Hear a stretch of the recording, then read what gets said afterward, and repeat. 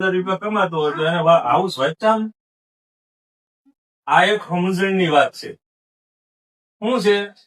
પછી બીજો પ્રશ્ન, કોઈ પણ સ્ત્રી કમાતી ન હોય, હાઉસ વાઇફ હોય, ઘરકામ કરતી હોય અને પુરુષ રળી રળીને એનું કુટુંબ ઘર ચલાવતો હોય ત્યાં સુધી એમ કઈ વાંધો નહીં.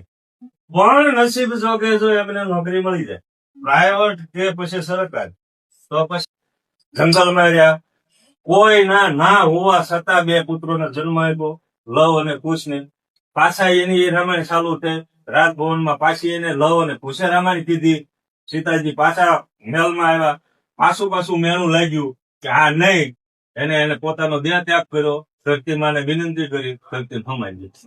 બરાબર? અને તમે અત્યારે એક સામાન્ય નોર્મલ પ્રશ્ન હોય તો આ લઈને આવો, મારો ઘરવાળો મને પાણીપુરી ખાવાની કે શું તમારી રિક્વાયરમેન્ટ શું? આ બે દી પેલા આવ્યા હતા, બેન કદાચ હોય કે નહીં હોય, ગાંઠિયા શાક હતું ભાઈ. બોલ પછી હું તમને ગાંઠિયા શાક કરી તો તમે કઈ રીતે જિંદગી પૂરી કરશો? પૈસાથી જીવાય છે? હે? ફેસિલિટીથી જિંદગી પૂરી કરાય? માનસિક સંતોષ તારો કરો ને એટલે તમે કરી જશો, બાકી મારો કરશો ને એટલે તમે મરવા. બધા શબ્દો બહુ કડવા છે પણ વાસ્તવિકતા છે, તમને બધાને બહુ જિંદગી કામ આવશે.